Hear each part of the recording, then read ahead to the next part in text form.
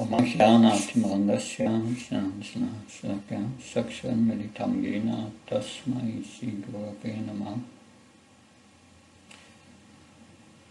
Namaste Saraswati. Namo Vihe-Bhaktivedanta Krishna Vistaya Bhutale Srimati Bhaktivedanta Swami Tinam.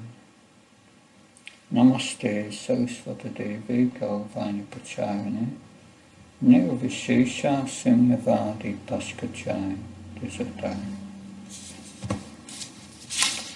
Today we will discuss Canto 10, Chapter 27, verses 14 till 28. Before we start, I have a question for you.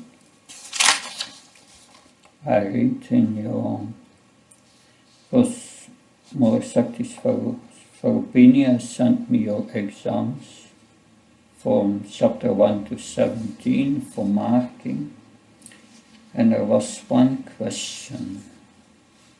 How did Mother Yasoda, no, it's here, how do, no,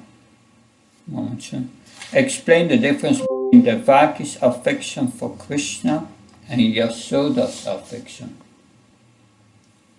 That is an interesting question. Some of you are writing that Devaki is sadhana siddha. She became top. She and Vasudeva came to perfection through sadhana. Did you learn that in the course? That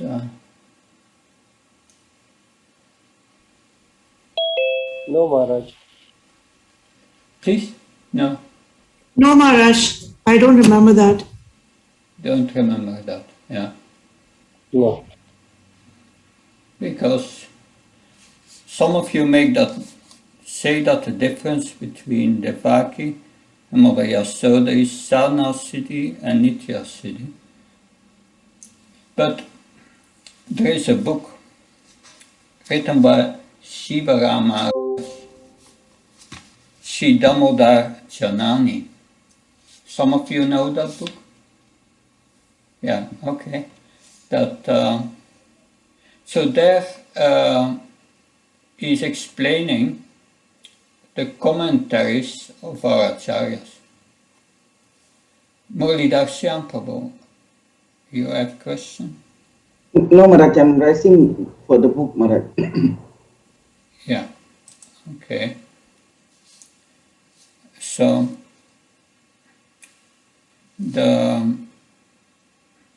in that book, I think in introduction, he explains that someone to be a parent of Krishna must be a nitya siddhi, must come from the spiritual world. But there is a difference.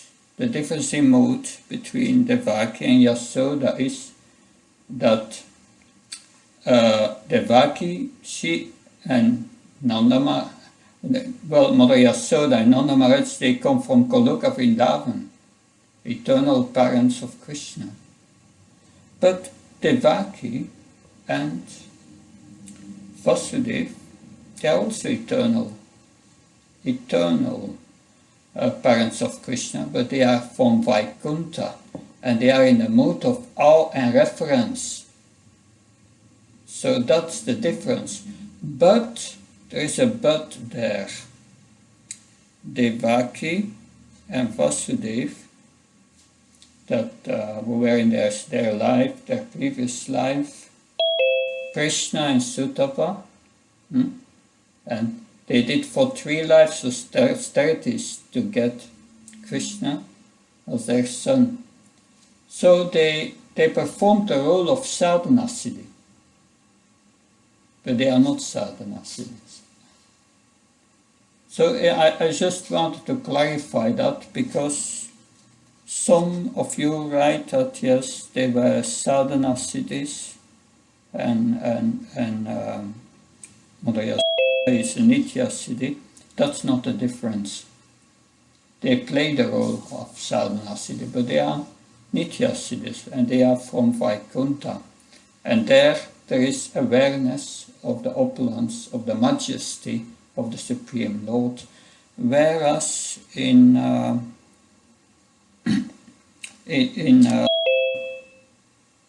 Goloka Vrindavan, that's at the background of their consciousness. That's not important. That they are overwhelmed by love. I just wanted to mention that and clarify that. Yes. So thank you. I will work on this. I already started to mark them. So in the next few days you will get the market exam. I could not do it before because I was preparing for the courses here, and I have many other things also to do. It was a bit too busy for me. Excuse me for that. So now we are back to chapter 27. Lord Indra and Mother Surabhi offers prayers. So we have heard the prayers from Lord Indra, not yet of Surabhi, but after the prayers of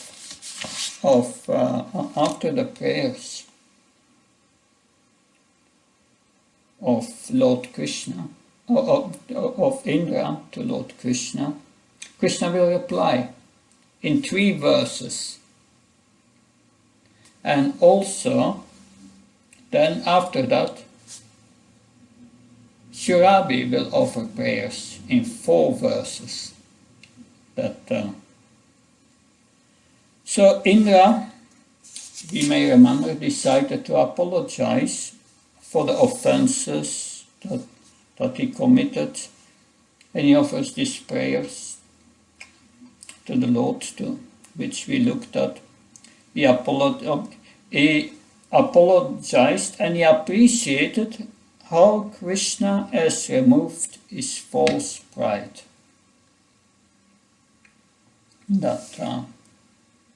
What was his false pride? Can someone tell me? What was his false pride of Indra? He was under the impression that he is the controller. I was thinking himself the king of heaven.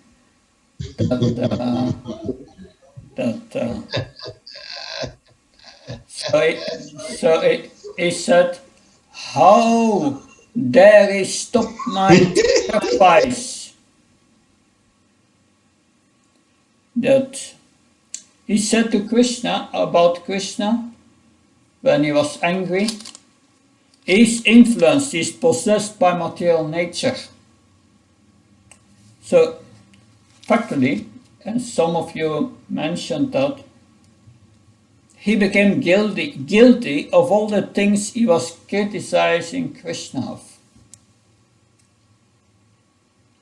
But Indra appreciated Krishna's chastisement. That it made him understand his actual position as a servant of Krishna, despite of his being the king of heaven. So now, first, we will hear Krishna's 3 verses, which are introduced by Sukadev Goswami. Om Namo Bhagavate Vasudevaya Shisuka Vachevam Sankirtita Krishna Mahona Bhagavan Namam Megha Gambhiraya Vacha Prahasam Idam Abravit. Sukadev Goswami said, thus glorified by Indra, Lord Krishna, the Supreme Personality of Godhead, smiled and then spoke as follows in a voice resonant like the clouds. Must be a low voice. Although in this pastime, Krishna appeared to be a small boy, the words Megha Gambhiraya Vacha indicate that he spoke to Indra with the deep, resonant voice of the Supreme Lord as the authority. Now the first verse. Shri Bhagavan Vacha Mayam Tikari Magavan Makrobango Nukhinnata Mattunas Mitaye Nityam Matsyendra Shriyabrisam. Supreme Personality of Godhead said, My dear Indra, it was out of mercy that I stopped the sacrifice meant for you. You were greatly intoxicated by your opulence as King of Heaven, and I wanted you to always remember me. So Krishna wants us to remember him.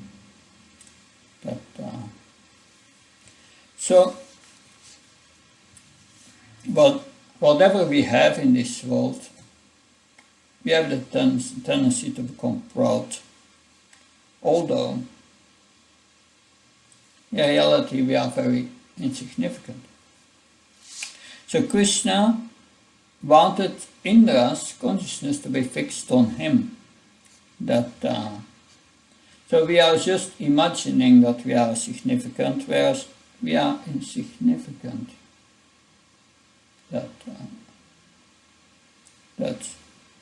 at the end of Chaitanya Charitamrita, there you have the passing away of Haridas Thakur, and before his passing away, he says to Lord Chaitanya, I'm insignificant as an ant. Who cares about an ant passing away? So that was the realization of Haridas Thakur. Yeah. We are just imagining this is mine while it's not mine. And therefore we feel always threatened and fearful. Exactly what one wants to happen, many times the opposite occurs. And this is due to our forgetfulness of Krishna. Krishna rearranged Indra's thinking about existence. He arranged his thinking from illusion to reality.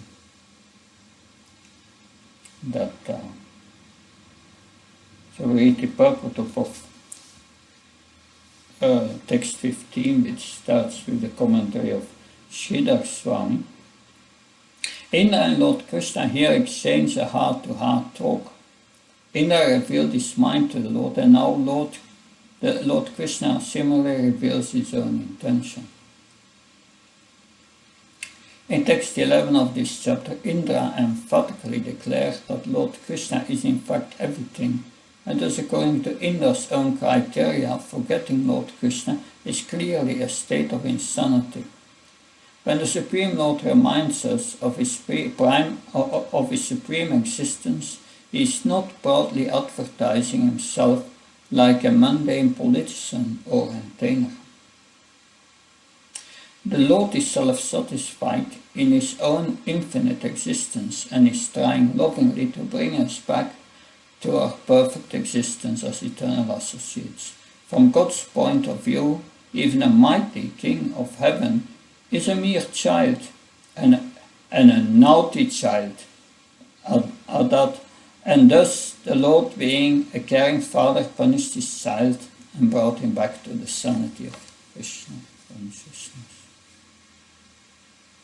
So, all pride is false pride in this world, basically. So, text 16. Mamashvaya Srimadando Dandapanim Napashyati Tam Brahmsayami Sampatyo Yasya Chema Anukam. So Krishna continues. A man blinded by intoxication with his power and opulence cannot see me nearby with the rod of punishment in my hand. If I desire his real welfare, I drag him from his material fortunate position. So that's the illusion. We think ourselves the controller while Krishna is nearby, is in our heart. That's arrogant, right? But Krishna says, yes, that I have the rod of punishment in my hand. I will rectify them. So this is a question to you, because something to reflect on. No one in this world sees suffering as mercy.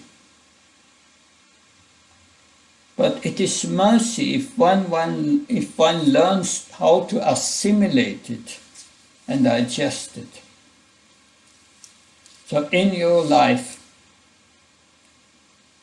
did you see your distress as Krishna's mercy? And if so, from what time did that occur? So we will discuss that at the end, Master Rinpoche. It's just for reflection, and that's a discussion we will have at the end. So keep your comments and your realizations. We want all to hear them.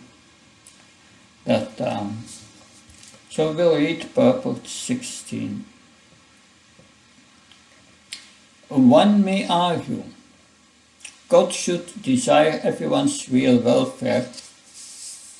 Therefore, Lord Krishna states in this verse that he removes the intoxicating opulence of one who is about to receive his mercy, rather than simply stating that he will remove everyone's opulence and bless everyone.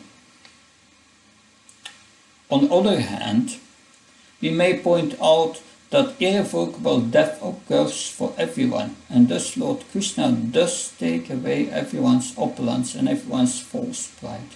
However, if we apply the Lord's statement to events within one's immediate life, before death, we may refer to Krishna's statement in the Bhagavad Gita.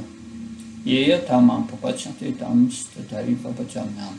As people are surrendering to me, I reward them accordingly.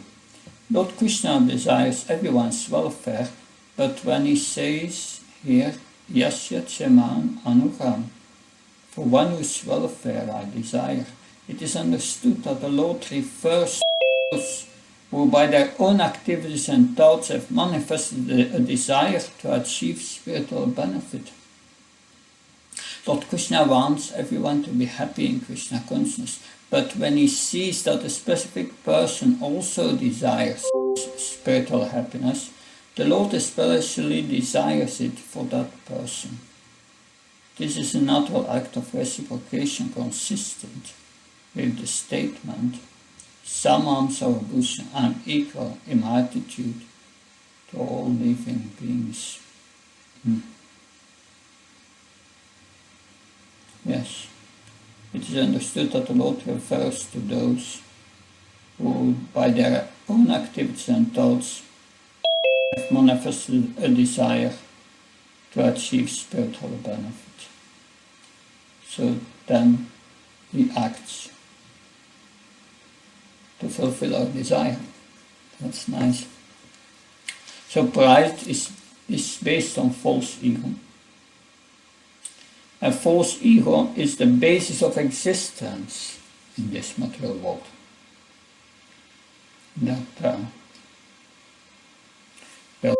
Here text 17. That's the third verse, the last verse. Krishna speaks to Indra. Kamyatam sakabatam va Kriyatam he nusasanam stiyatam svadikare suyukter svastam bhavarchitai. Indra, you may now go. Execute my order and remain in your appointed position as King of Heaven. but be sober without false pride. So Lord Krishna here addresses Indra in the plural form Va, because this grave instruction was meant to be a lesson for all demigods. So then we will first read commentary of Vihe-Bhaktivedanta on that verse. So, though Krishna was alone, Krishna here addresses him in a plural form, Va, because this grave instructions was meant to be a lesson for all the demigods.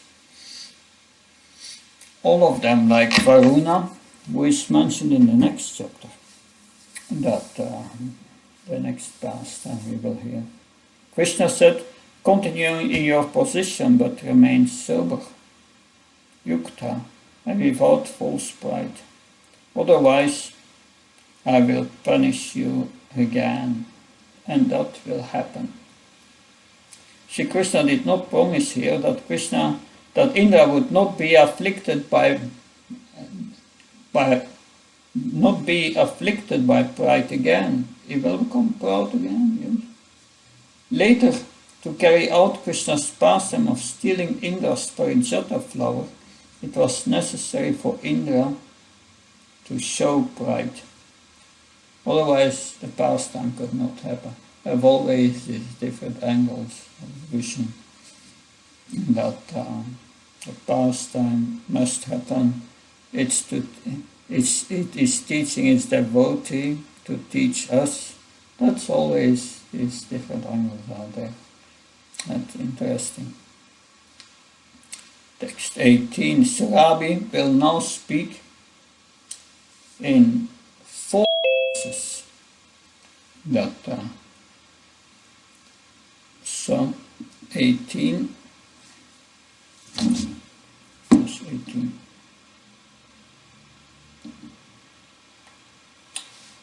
Ataha Surabi Krishnam Abhivantya Manasvini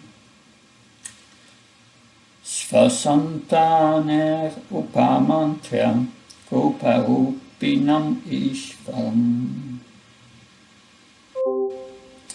Mother Surabi, along with her progeny, the cows, then offered her obeisance to Lord Krishna, respectfully requesting his attention. The gentle lady addressed the Supreme Personality of Godhead, who was present before her as a cowherd boy. So the statement here that the heavenly cow Surabi approached Lord Krishna along with her progeny, Svasantanai, is reference to the transcendental cows who play with Lord Krishna in Vrindavan. Although Lord Krishna's cows are transcendental, the heavenly cow Surabi affectionately saw them, as indeed Lord Krishna himself did, as related to her. Since Lord Krishna was appearing in the form of a cowherd boy, the whole situation was quite congenial, and Surabi took the opportunity to offer the following prayers. Now, the first prayer. Surabi Ruvacha Krishna Krishna Mahayogi Vishvatman Vishva Sambhava Bhavata Lokanatena Sanata Vayam Achyuta. Mother Surabi said, O Krishna, Krishna, greatest of mystics, O soul and origin of the universe, you are the master of the world, and by your grace, O infallible Lord, we have you as our master. So the purport, Srila Vishwanath Chakravarti Thakur points out here that Mother Surabi is feeling great ecstasy, and she repeats the words, Krishna, Krishna, Krishna lifted Govardhan hill by his mystic power and thus protected the cows of Vrindavan, whereas the so-called Master Indra tried to kill them. Thus Surabi now clearly understands that it is not the demigods, but rather the Supreme Lord Krishna himself, who is our real master forever. So we need also to place ourselves under the protection of Krishna. There is no other shelter. That is false shelters in this world will not help. Text 20:21.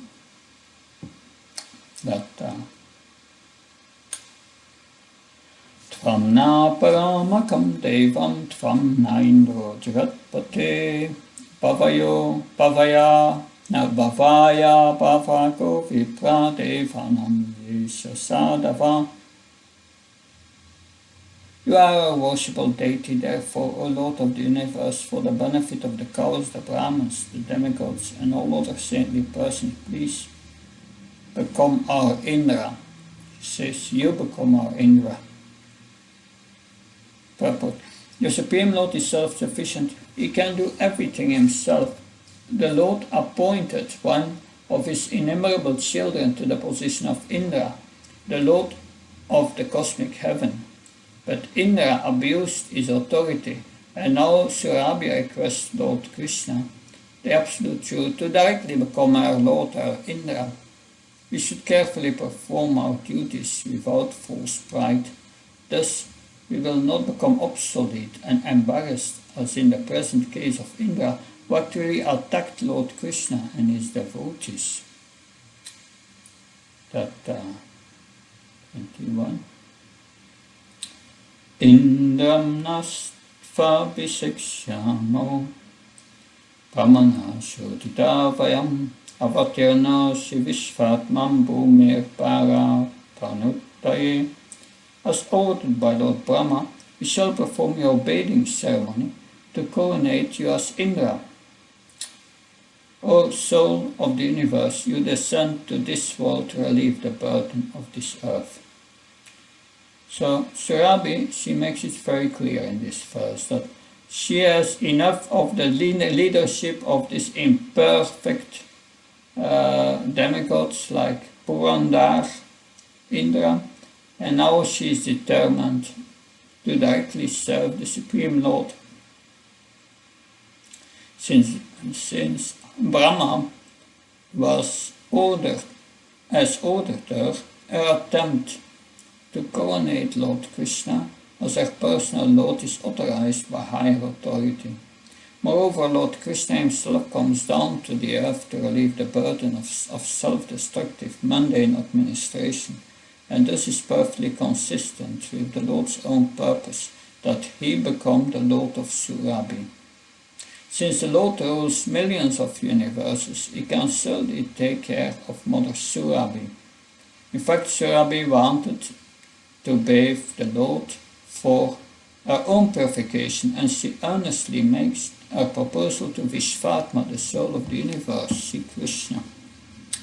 So, there will be an Abhishek, the original Abhishek of Krishna. And Krishna will receive a new name during the Abhishek. Surabhi, she is very simple, but she cannot remain in Braj because she does not have the Vatsalya Bhav as the cows in Goloka Vrindavan. She does not have that Vatsalya Bhav.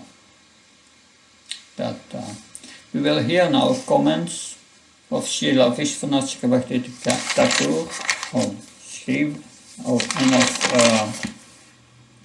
Sridhar Swami and Shiva Goswami. First, Vishwanath Chakravarti Thakur, text 20:21. So Vishwanath Chakravarti Thakur said, Surabhi said, you are our worshipable Lord, Devam, who gives supreme happiness, Paramaka. Though you have appeared in a family of coward men, you are the master of the universe, Jagatpate. You stopped the sacrifice to Indra and easily defeated him. Therefore, you are qualified to be our Indra.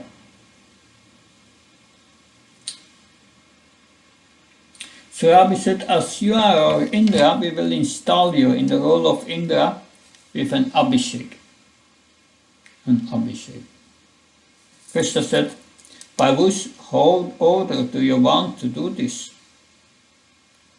Is it some independent desire? Surabhi replies, I've been ordered by Brahma. When Indra was afflicted with fear, he went to Brahma to explain everything about your Govardhan Lila. Brahma felt went somewhat fearful upon remembering his previous offense to you. So he gave this order, O Surabhi, you are very dear to the Lord, the protector of your relatives, therefore you should go to Krishna, the ocean of mercy. Get Indra forgiven for his offense, perform an Abhishek, and install Krishna as the king, Indra of the cows. So, you may ask what is the benefit of Abhishek to you, whose rarely attained lotus feet are served by Brahma and Shiva, and who is the Indra, the king of billions of universes? We want to do this for our own purification. Although you are the invisible soul of the universe, you appear to relieve the burden of the earth. If you do not appear, how would we ever become fortunate? Now Sridhar Swami said, but Krishna might object. You have already an Indra to which they are applying anticipation, but then Surabhi replies, we have enough of this Indra, but Krishna may reply, the chief demigod is Indra, so how can I be Indra? They answer with the words beginning with Avatirnosmi. You can be the Indra because you are the soul of the universe. You descended to alleviate the burden of the earth, and we don't want any more burden. Then Shiva Goswami, and becomes more ecstatic, says, we are going to initiate you. You are our Indra in the topmost Golok. We are going to initiate you because you are our Indra known in human society.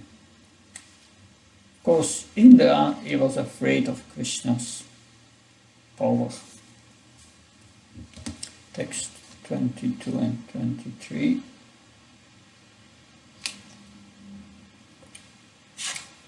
Shri Shuka Uvacha Evam Krishnam Upamantya Surabhi Pasya Atmana Shalera Shakangaya Ayavata Karutritai Indra Sura Sibi Sakam Sodito Devamatribi Apyasin Satadaksharam Govinda Iti Sapyatat. Sukadeva Goswami said, having thus appealed to the Lord, Krishna, Mother Surabhi, performed this bathing ceremony with her own milk, and Indra, ordered by Aditi and other mothers of the demigods, anointed the Lord with heavily Ganga water from the trunk of Indra's elephant carrier, Airavata. Thus, in the company of the demigods and great sages, Indra coronated Lord Krishna, the descendant of Dasara, and gave him the name Govinda. So, also a name-giving ceremony that purport, according to the Acharyas, because Indra was embarrassed by his blunder of attacking Vrindavan, he was reluctant to worship the Lord. Therefore, the heavenly mothers, such as Aditi, encouraged him to go ahead and do so, feeling authorized by the encouragement of demigods less offensive than he. Indra then bathed the Lord. Indra discovered that the beautiful cow boy named Krishna is indeed the Supreme Personality of Godhead. Then the purport of Srila Vishwanath. After praying to Krishna to accept the post of Indra, Surabi bathed the Lord with her milk. Because Indra was embarrassed by his blunder of attacking Vrindavan, he was reluctant to worship Krishna. However, after receiving encouragement from Aditi and other heavenly mothers, Indra felt authorized and then bathed Sri Krishna. Though Krishna had appeared in the Dasara dynasty because he had a greater desire to be a coward, they named him Govinda. Go means cows and Vinda means to protect. Go can also mean Svarga, heaven. Therefore, Govinda can mean one who enjoys the position of Indra. Go also means the senses. Govinda then means one who protects or nourishes Vin, the devotees, by attracting their senses. So he gives us three meanings of Govinda. That's interesting in this purport. Now we have text 24-25, and that will be the end of the Govardhan Lila.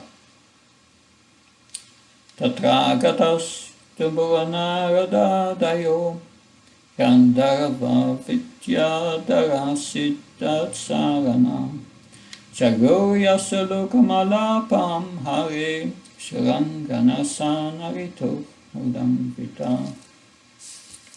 So, Tumbura, Narada, and other Gandharvas, along with the Vidyadhara Siddhas, the Charanas, came there to sing the glories of Lord Hari, which purify the entire world, and the wives of the demigods filled with joy danced together in the Lord's honor. 25. Tantustavor Devanikaya Ketavor Yavakiram Sabuta Pushpa Vishtibi Lokaparam Nivritam Apunavam Strayo Kavastadagam Anayam Payotutam. The most eminent demigod chanted the praises of the Lord and scattered wonderful showers of flowers all around him. All the three walls felt supreme satisfaction, and the cows drenched the surface of the earth with their milk. The word Ketava means literally banners.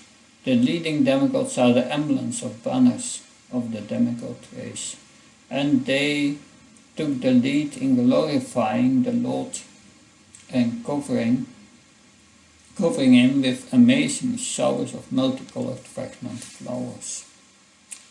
We will hear more details of that soon, because the Jiva Goswami made a whole summary of these pastime, and we will hear that at the end. That so many details. But so now text 26 and 27. Nanaraso gasarito vriksha asamadushava akishta pasyo sadayo kirayo bipram unnam. Rivers flowed with various kinds of tasty liquids. Trees exuded honey. Edible plants came to maturity without cultivation, and hills gave forth jewels formerly hidden in their interiors. 27. Krishna Vishikta Etani Sarvani Nandana Nirvaran Abhavam Statata Kuranapini Sargata. O Parikshit, beloved of the Kuru dynasty, upon the ceremonial bathing of Lord Krishna, all living creatures, even those cruel by nature, became entirely free of enmity. Purport. Those corrupted by a type of sophisticated cynicism may mock these descriptions of a paradisial world situation affected simply by worshipping the Supreme Lord. Unfortunately, modern man has created a hell on this earth in his cynical rejection of heaven on earth, which is actually possible to Krishna consciousness. The situation described here, created simply by the auspicious bathing ceremony of the Lord, is an authentic historical incident. Since history repeats itself, there is hope that the Krishna consciousness movement may again bring the world community to the brilliant reality of self-realized existence. Now, text, a short comment by Srila Vishwanath Bhakti Thakur 27. After Krishna's Abhishek, all living entities gave up their natural animosities toward each other and became friends.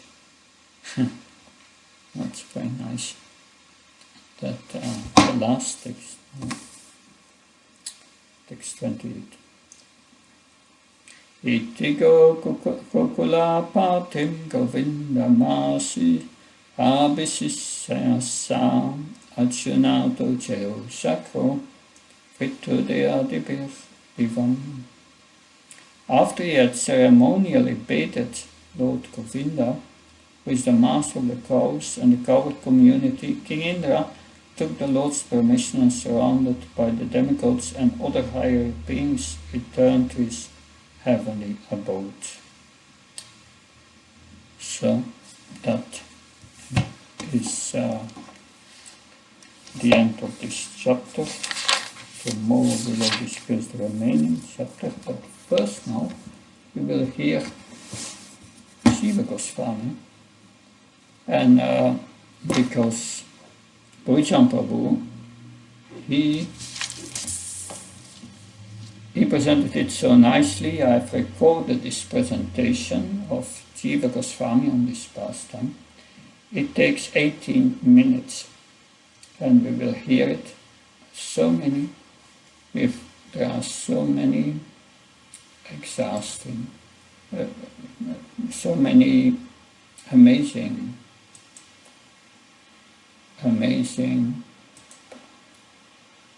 details which our acharyas see this pastime and then describe it. So we will now hear this pastime. Prepare for this. Okay.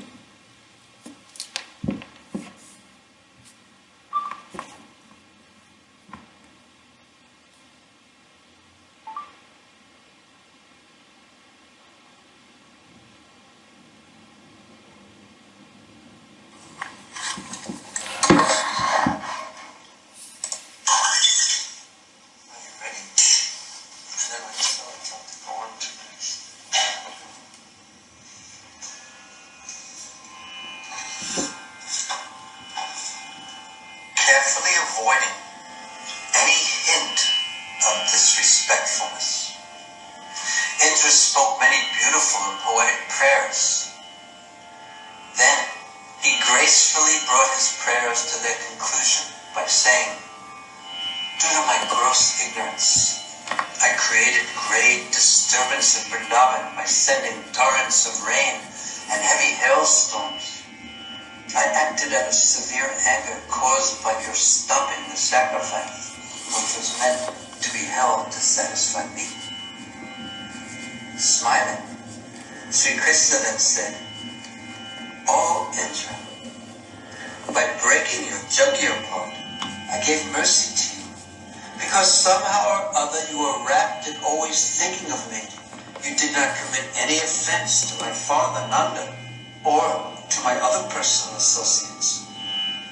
O Indra, if the demigods are to be worshipped because they proudly enjoy a host of celestial pleasures, well, then the drunkards and flesh eaters should also be worshipped, for they are also proud that they enjoy pleasures that they think are very sweet.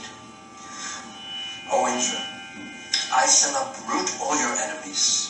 Why do you fear me? Please use your intelligence." Seeing that Indra was now free of fears, expert and intelligent Surabhi loudly called her children to join her.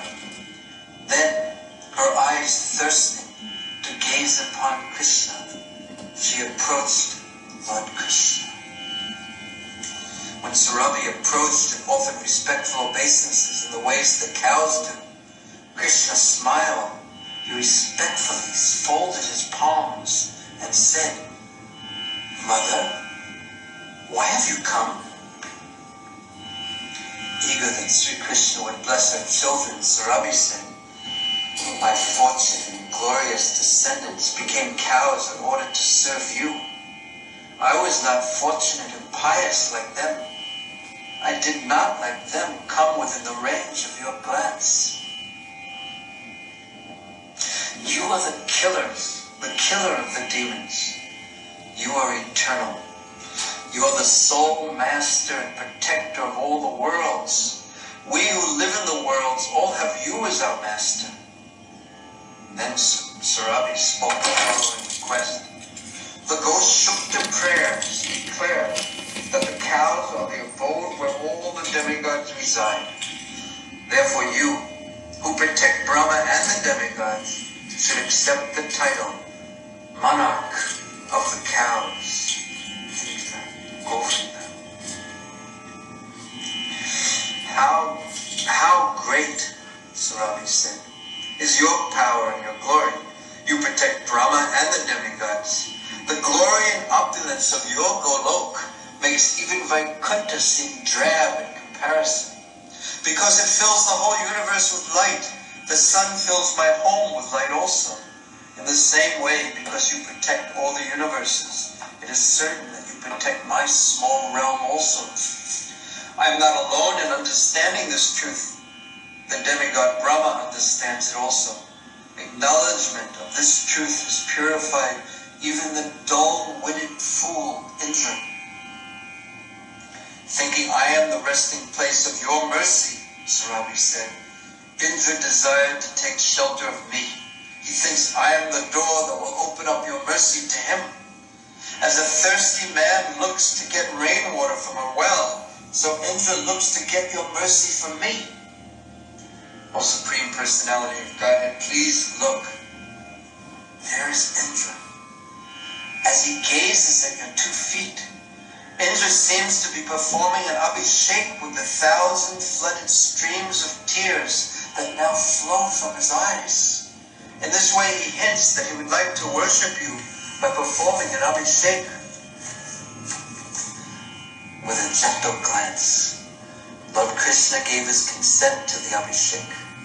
Having thus attained Sri Krishna's mercy, Surabi, accompanied by Narada, Aditi, Indra, and a host of other great demigods, and lesser demigods also, they all stood before Krishna, the destroyer of the demons, to worship him with an abhishek. Commanded by the demigod Brahma, everyone at once gathered around lotus-eyed Lord Krishna, and they honored him as their king. Then Surabi said, O Krishna, effulgent like a moon, effulgent like a moon shining in the family of Braja's king, the holy places of pilgrimage in this world have become holy because of the touch of your feet and the feet of your servants. The cows have become fortunate by offering their milk to you. We ask permission to bring the waters of the celestial Ganga, and so that it will not be completely useless, I would like to offer you the milk from my udder, or if you command in some other way, we will follow whatever you say. Smiling, Sri Krishna said, please act as you wish. Understanding the signal Indra sent by moving his eyebrows, Indra's elephant, Aravat, quickly and repeatedly brought in his trunk many precious jars of celestial Ganga jal.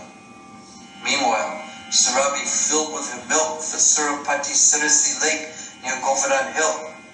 Accompanied by the singing, the dancing, and instrumental music of the lesser demigods, Upadevatas, the prayers and mantras of sages, and the trembling with joy, tumultuous sounds of Jai, Jai, of Brahma, Shiva, and the great demigods, and assisted by the Dikpalas, and by his relatives and associates, Indra, sincere devotion now arising within him, ritually bathed Lord Krishna with an abhishek. Everyone present was splashed with the nectar of spiritual bliss. In that Abhishek, Aditi performed the duties assigned to the mother. Parvati performed the duties assigned to the sister, and Garuda performed the duties assigned to the servant. In this way they all became filled with bliss. Then the multitude of demigods performed the Abhishek of Krishna.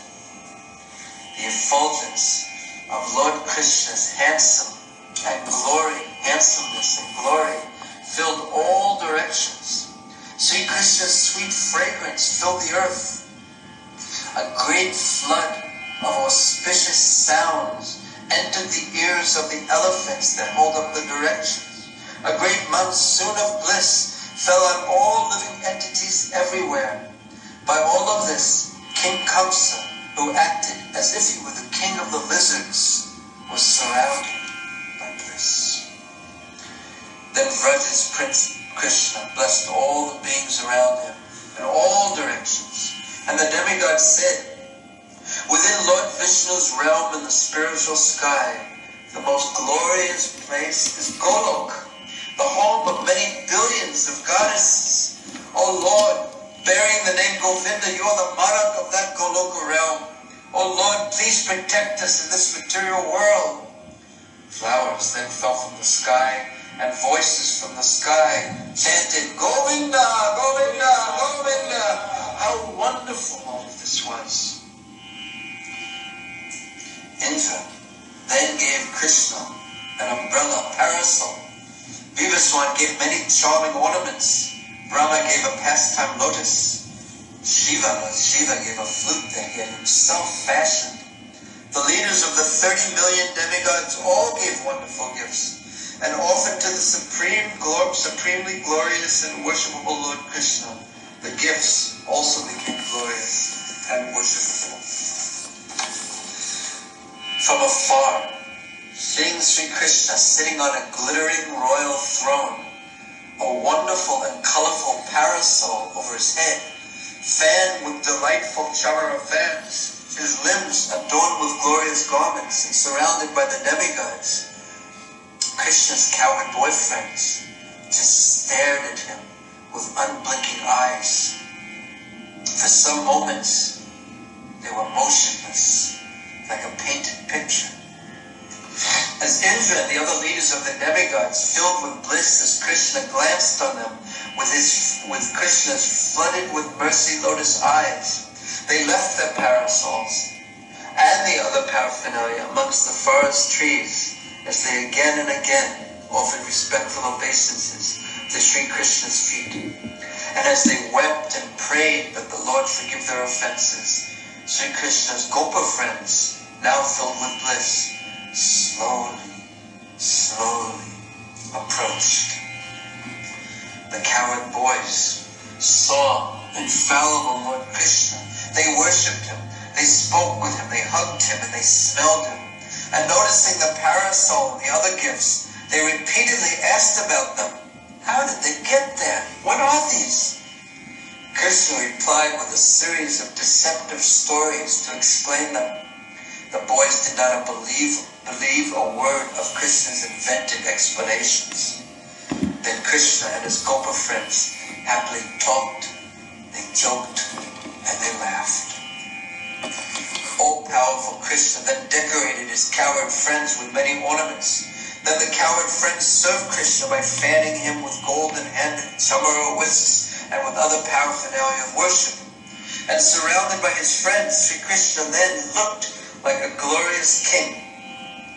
From afar, seeing Sri Krishna as he was being served by his friends like him in qualities, form, and nature, served with glorious paraphernalia the demigods had just offered as gifts.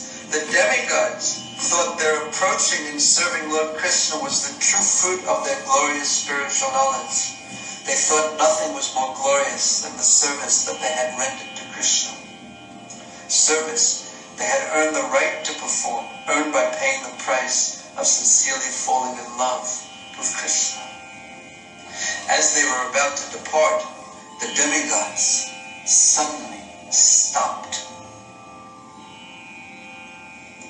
Seeing the glories manifested by Lord Krishna's Abhishek, Lord Shiva and the demigods, now filled with wonder, they thought, now that all the demigods have worshipped Krishna, all the worlds are filled with joy, the cows make the whole land filled with milk, the rivers flow with many sweet rasas, the trees give honey and the hills give jewels, and enmity and hatred are banished from the lives of all living entities. The demigods' worship of Lord Krishna makes glorious and fortunate even the living entities who do not yet worship and serve Sri Krishna. Seeing Indra's cruel deeds, the heart trembles with fear. How can I describe those deeds with my words? But on the other hand, seeing the mercy Sri Krishna gives, the heart melts with bliss. How can I describe Lord Krishna's mercy with my words?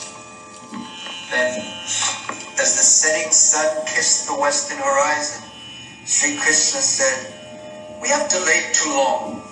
And he began to return to Braja, taking with him his friends and his cows. As he walked to Braja, the demigods followed him from above, and they showered flowers upon him. His friends sang songs and served him with the white chalaras and divine parasol they held in their hands. And as the demigods bathed him with a great host of flowers, invincible and effulgently handsome, Sri Krishna entered his home. First hearing about and then seeing how Sri Krishna's form was adorned with ornaments from Devaloka, King Nanda and the other people of Braja were overcome. Their forms were splendid with the symptoms of ecstasy as sattvic bhavas. On that day, after sending some men to milk the cows, King Nanda, in order to ask how Krishna had obtained the parasols and ornaments, happily sat down with his friends and kinsmen. Before Krishna and Balaram and their friends, who all offered respectful obeisances to Nanda Maharaj. When Sridham and the other truthful cowherd boys pleased King Nanda by giving him, with Krishna's permission, the divine parasol and the other gifts, then Nanda openly asked, "What happened? How did you get this? Please tell the truth." Sridham said, "We were far away, taking care of the cows at the time.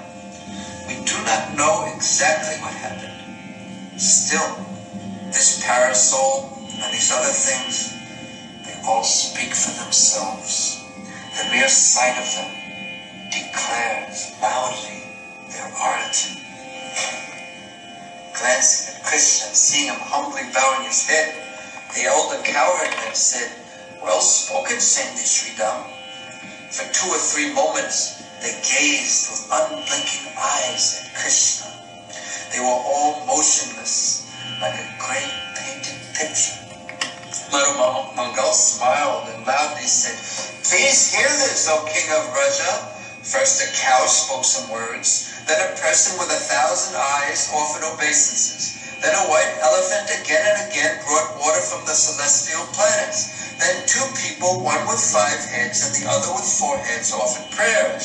Then many others, all celebrating a great festival, bathed your son, O King of the cowherd people. It's Nanda Maharaj and the cowherd people, for whom Krishna was more dear than their own life's breath, was saying, "Now we should perform a wonderful and auspicious sacred ritual." They were all struck with wonder as a demigod flying in the sky spoke the following words at this time. "O King of Braja, as we bathed your son with an abhishek and accepted him as Govinda, so you should also worship him with an auspicious ritual. You should gloriously crown him the Prince of Braj." When they heard these words, the people of Braja felt they were splashed with a great monsoon of nectar. Filled with bliss, they decided amongst themselves, "We should celebrate a great festival with songs, dancing, instrumental music, with acharyas speaking auspicious words of blessings, and with many kinds of gifts given in charity." The people of Braja then celebrated a great festival where they worshipped Krishna and crowned him the Prince of Braja. making a great tumult of auspicious sounds and bearing jeweled lamps in their hands. Hundreds and hundreds of the most exalted ladies of Braja came. They offered arti to Krishna. They gave him gifts of many jewels, and thinking of him as the personification of motherly love, very carefully and respectfully, they brought him to his home. O Nanda, O King of Braja, your son places a great festival of bliss within the mouths of the poets. Your son is the king of the cows. He brings great delight to the cows, to the land, and to the senses. After the Abhishek of Krishna was performed, the whole universe became blissful, and it was filled with auspiciousness. Only the communities of demons were deprived of that auspiciousness. Instead, they became blind and distraught.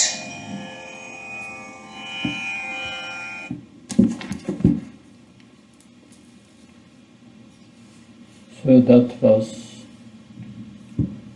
the overview of Jiva Goswami. He gives so many details what afterwards happened and so on. That is very beautiful. Jiva Goswami has made these overviews on chapter 27, but also on the next chapter. So we will hear Jiva Goswami's presentation of the next chapter also tomorrow. So we are coming back now to our point. Accepting adverse situations as mercy. So, did we have times in our lives that we suffered and saw it as Krishna's mercy? Many times while we are suffering we don't see it. Afterwards that may come. So I see Mahashriya Prabhu has become very peaceful.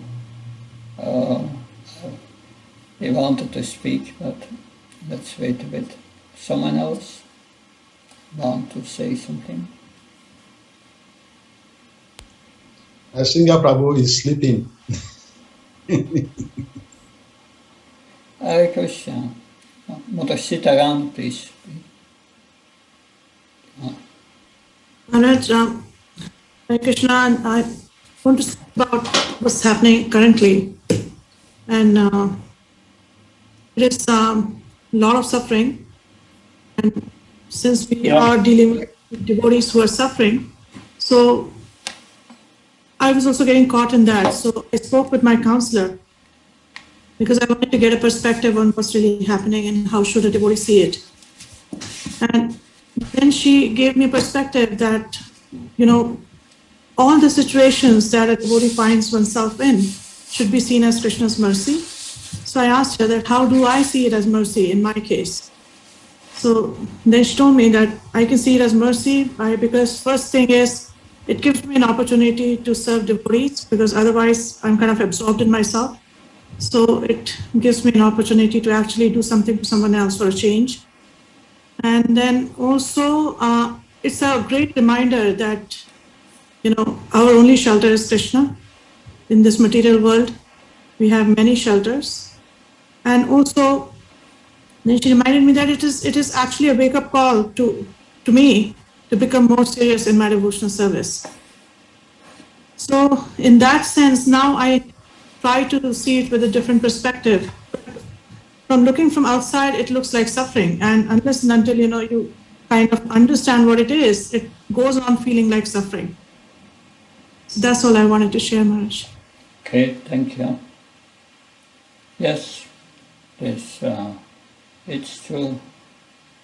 We may even accept it as Krishna's mercy, but because of false ego, we still suffer.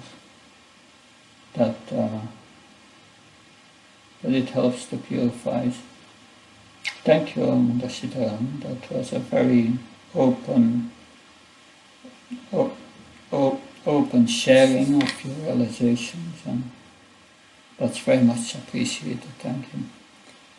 Mahashriya Prabhu, now we are ready to hear from you, please. Please accept my humble obeisances, Maharaj. Hare Krishna. Yes, same experience I have. Little more. These so many times all the plans are completely shattered to pieces, and so much of humiliation, so much of is intolerable accusation and allegations, and so many things happened. It happened with me, and I didn't do anything. But I was in such a situation, I cannot prove myself. I cannot prove that I am correct and I don't have this intention. But it happened. And then I realized that if Krishna wants, we can't do anything. And we will be in this situation. And then ultimately then I realized that this is the holy name, which is the only shelter. And let us chant holy name nicely and put our full faith, and let whatever happens, because that is my past karma, and I should go through this purification. There is no other go, and this is the best medicine for me. And then gradually the time passed and everything, and I still remember so many times, and now I realize that yes, it was good. It was good, but that time it was one time I was thinking that why these people, outside people, we tell that they are drinking, they are womanizing, why? And then I realized, had this Krishna consciousness not been with me, I would also have done the same thing. It was the Krishna consciousness which protected from not going to that direction. Otherwise, those people, I felt that those people who are doing all this nonsense, actually they are not at fault, because they don't have Krishna. What else they can do? They can't do anything. They cannot tolerate the things of this world. It's very difficult. So Krishna, by his causeless mercy, and he purified me, he bestowed so much of mercy, and I became close to my Guru Maharaj and took shelter of the holy name more deeply. That is my, thank you. Thank you, Mahashriya Prabhu. It's amazing that you, even during the suffering, you felt Krishna's protection.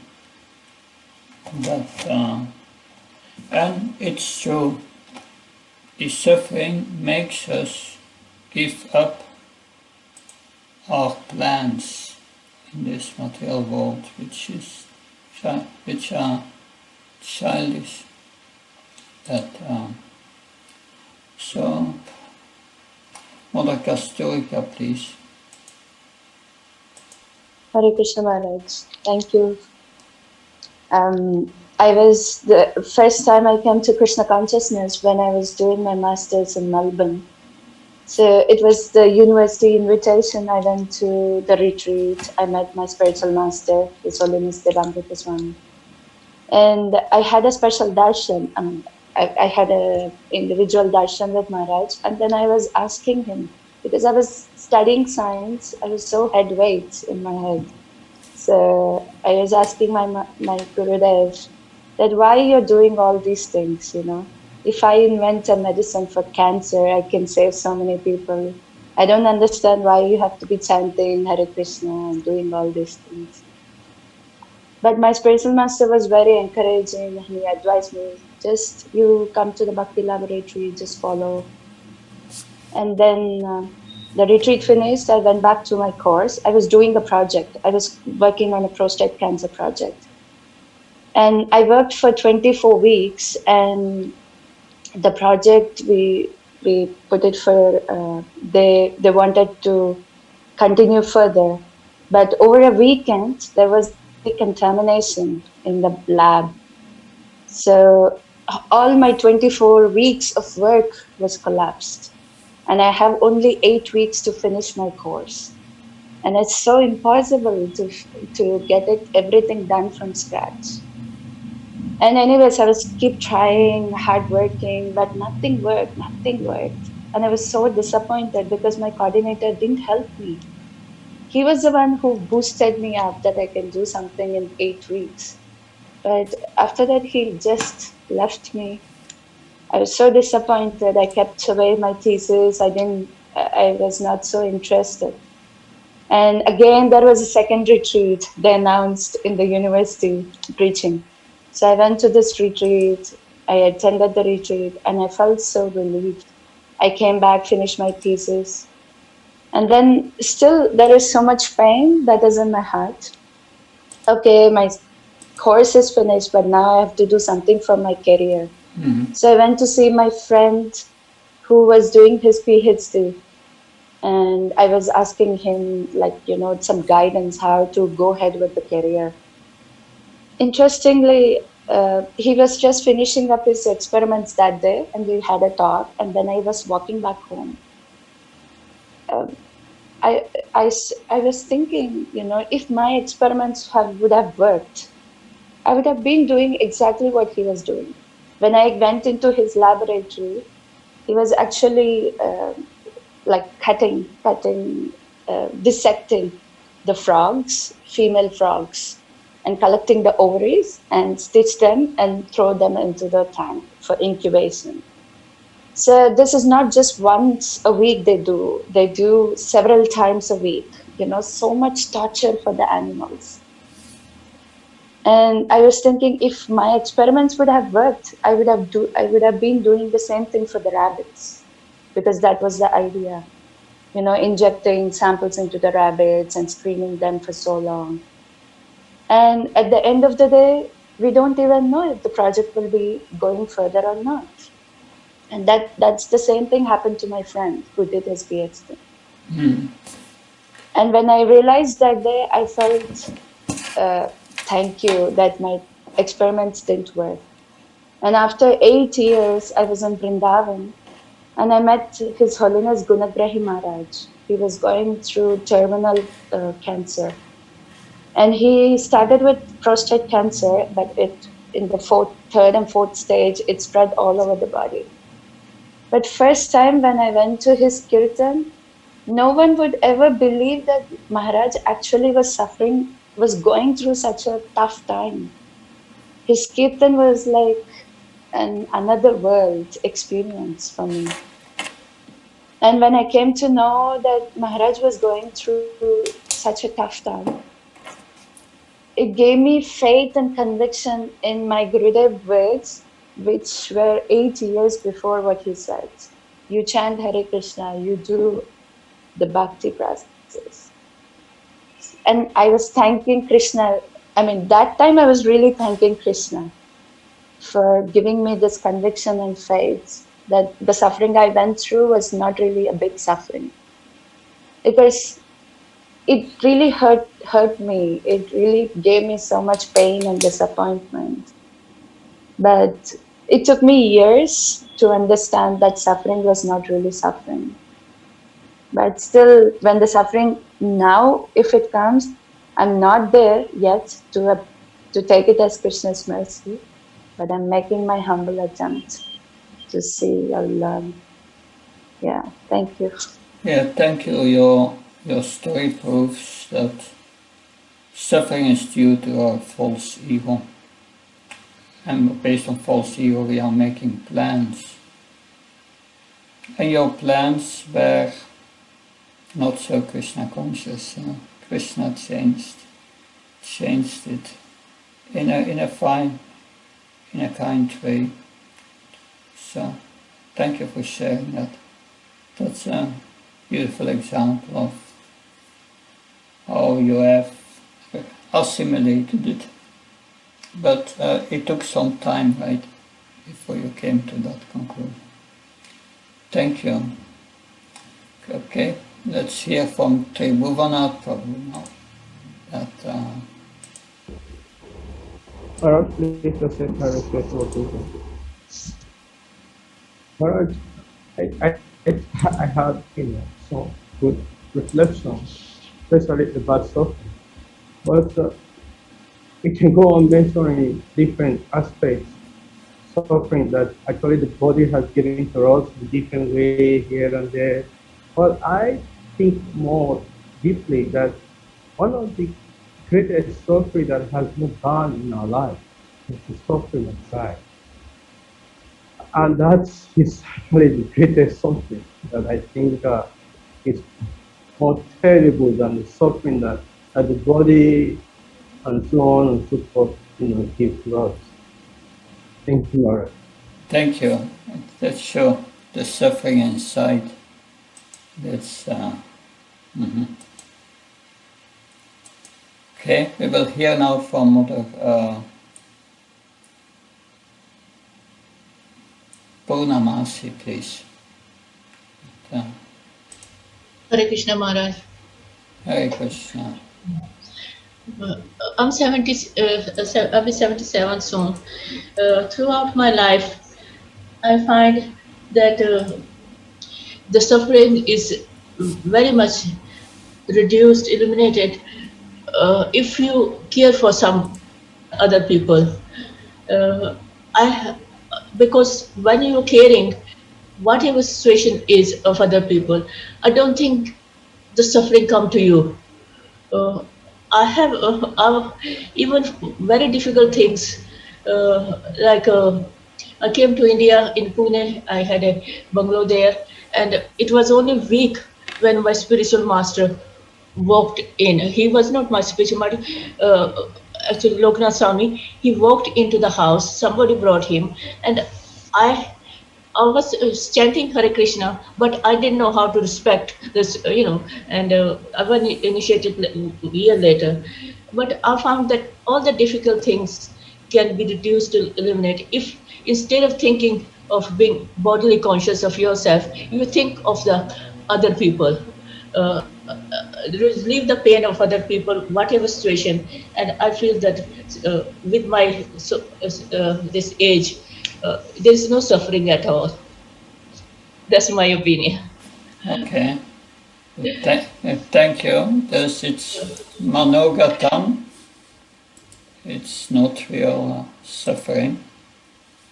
That it's true that, but the pleasures and the suffering in this world are imagination of the mind, Manogatam, but difficult to accept because of our identification with the body.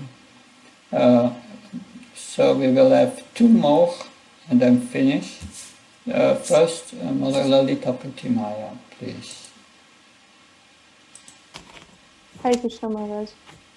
I wanted to share the realization which happened just yesterday. So I had two realizations from an incident that one of our congregation devotee daughter, one of our congregation devotee's daughter, she delivered a baby 3 months ago, and now their parents are affected by COVID. All her mother, father, her brother, grandma, everyone. So they just sent their daughter and the newborn baby to our house for few days, and then when they got the positive results, so they told that she will be at our home at least for a month or 2 months, like that. And this girl, she's a very small age, like maybe 22 or 23 years old. So she doesn't know how to take care of the baby or how to feed the baby or some.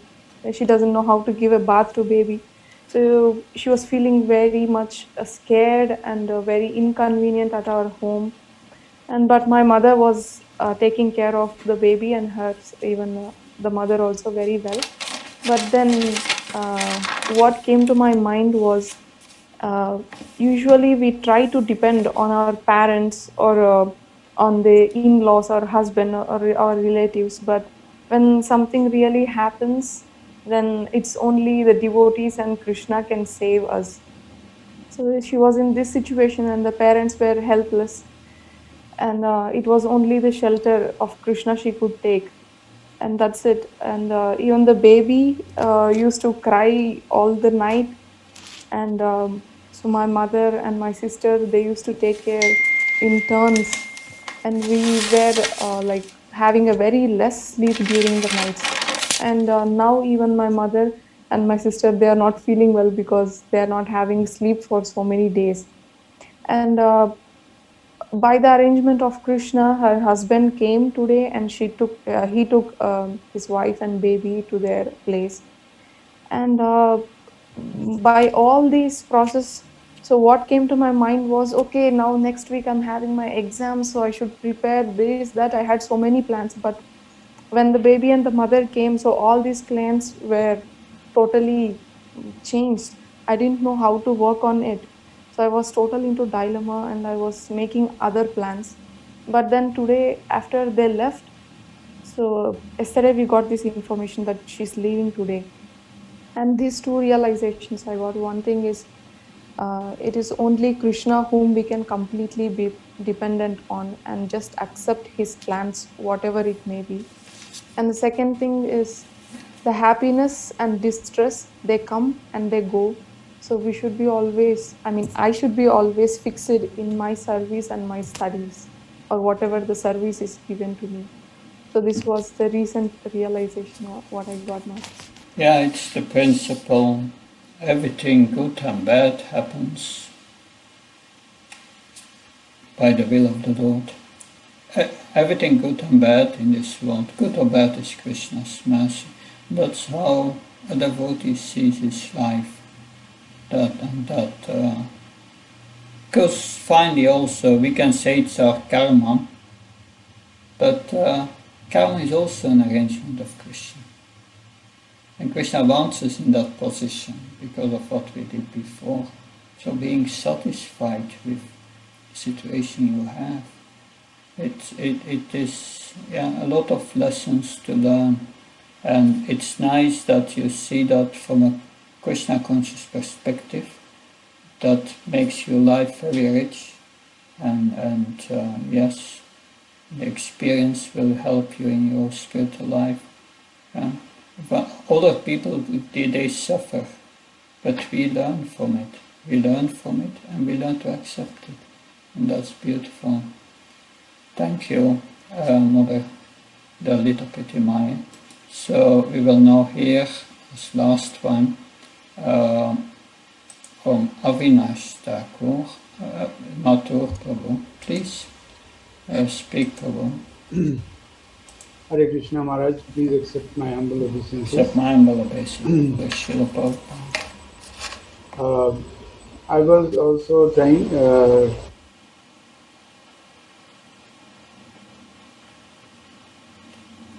India particularly and all over the world. Definitely at individual level, we as we have fortunately learned from through the Bhagavatam, etc., that we have definitely, it has affected us, that we have come closer to Krishna and depending, and taking shelter gives us peace of mind. Otherwise the situations are so scary as they are described. The anxiety is bound to come up, but this definitely gives us peace. And thinking about others also gives you greater peace. But Maharaj, I wanted to understand one more thing, that this is at such a epidemic, pandemic scale. But we have learned that there are three types of kleshas: Adi Devik, Adi Bhautik, etc. So this is a kind of Adi Devik where klesha where at a mass scale.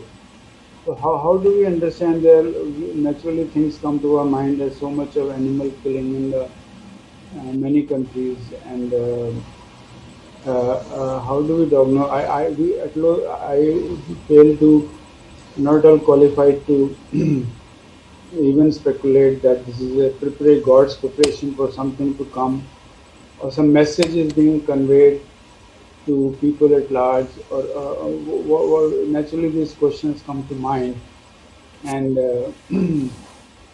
what should be the response at such large scale or individual scale? So this is I would like to seek your direction or guidance. Thank you. Thank you, Maharaj. Yes, this this pandemic, that it's certainly Krishna's arrangement. Kali Yuga, we have seen the last 100 years, has progressed so much. Sinful activities are increased on all levels, especially cow killing, that India has become the biggest exporter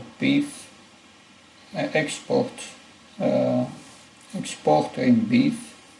It's amazing that, and that gives its reactions. And Krishna has decided, yes, these reactions will come now.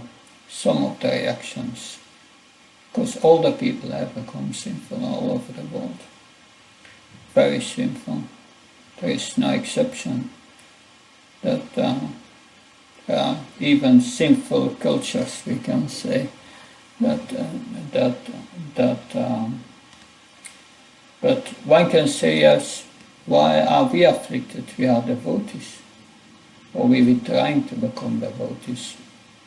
That why are we afflicted also? And that is a good question. That it's not that because you are becoming a devotee that you don't have any karma anymore. This body is made of karma. As long as you have the body, there is karma. That there's a prarabdha karma, which is still going on. That if we don't have karma anymore, we disappear. We don't have a body anymore. So, and most of us have also done a lot of sinful activities in previous lives. And what is the proof of that? The proof is that we take birth in Kali Yuga. We take birth in Kali Yuga, we must have a lot of sinful reactions. Otherwise you don't. So, but we are trying to become devotees, and we heard of all the witnesses, devotees who spoke. We heard about how this suffering for devotees becomes a mercy. That and for the soul there is no suffering. Finally, devotees realize it. So for devotees, it's a blessing. So we will finish here, but I say Chaitanya Prema Prabhu wants to speak. Yeah? As last one, we give you the last word, Chaitanya Prema. So please speak.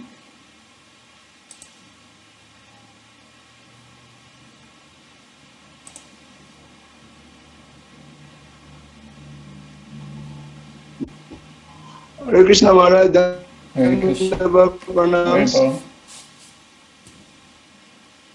It's like there's too much noise around me. So, yes, I wanted to, the magnitude of offenses committed by Indra and other demigods, high level of offenses. Brahma stealing the cowherd boys, Indra coming to try to destroy, violently trying to destroy Krishna and his friends. Yet, they are not demoted from their positions. They are just chastised and reinstated. Is it the principle that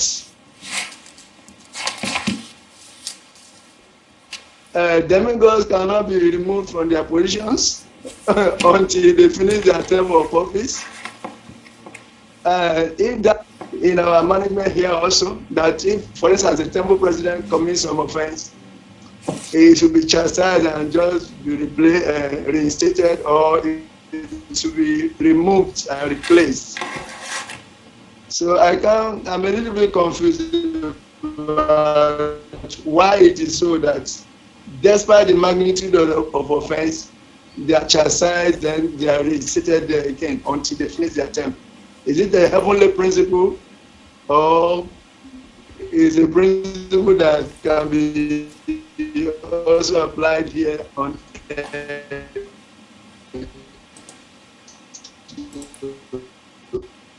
Okay. Thank you, Chaitanya,